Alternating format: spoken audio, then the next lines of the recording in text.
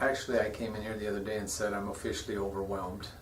So, trying to do my job here, and this is growing by the minute because it's like going in the backyard and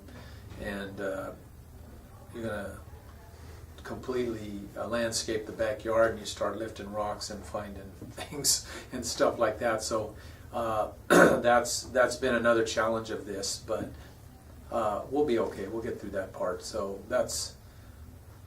I knew it was going to be like this. So it's just that I had this life cycle event come through, and it's kind of put a damper on things.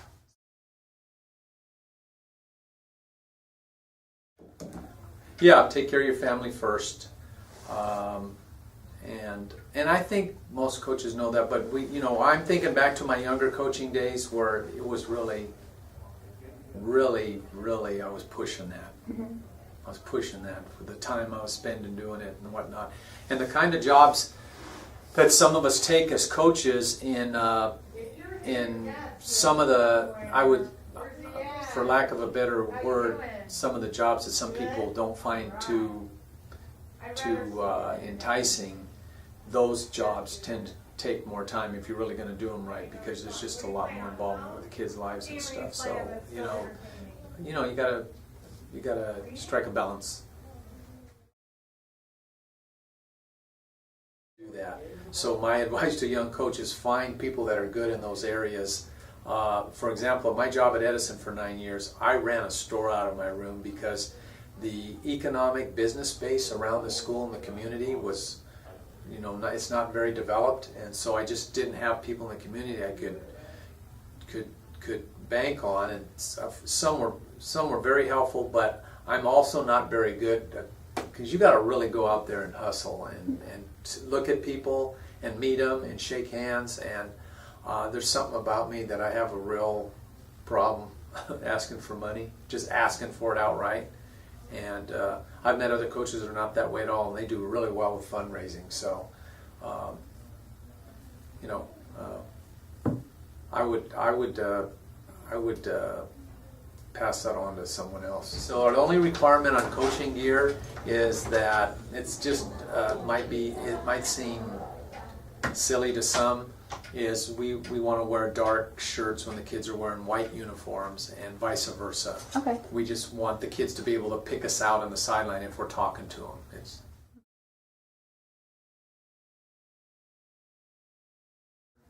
But something happened today after we had our meeting. One of the kids came up to me and said, some of the kids are kind of bored and with the workout, can we change it up a little bit?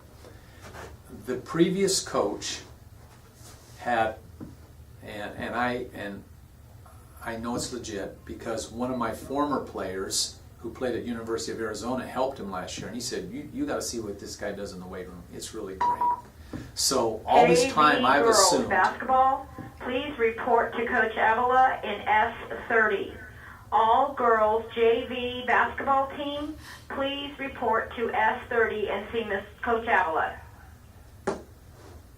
So all these 4 weeks, I've come into the weight room and watched it, and some of my assistant coaches say, it's kind of interesting. Why are they lifting the lower body 2 days in a row?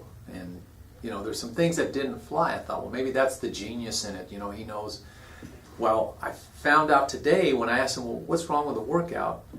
It was the interim coach who was here since the end of football season for about a month and a half. He threw out what the coach was doing and put his own system in. And so I said, here I thought they were using his system. So I got a group of the kids together today, and we spent all the first period. And the thing that was awesome about it, I said, okay, what was it that you were doing? And they described it. And what were the lifts? And they described it. And I said, okay, you guys are going to help me right now. You're going to put this together.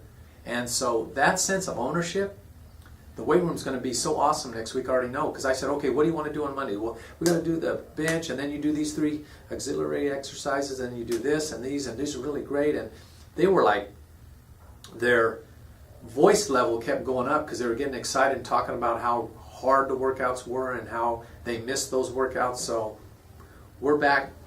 And plus, the kids feel like they're the ones that made the decision, and they're the ones that had all the input to it. So you can't get better than that, rather than someone force-feeding you something or telling you this is what you do. So I always like, with my coaches and my players, to them have as much input as possible, because the buy-in is, you can't beat the buy-in.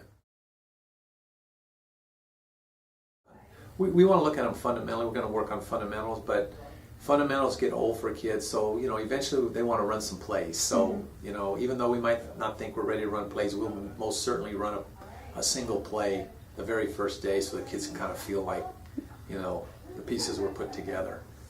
It'll look ugly, but yeah. So we're on track with that. Okay.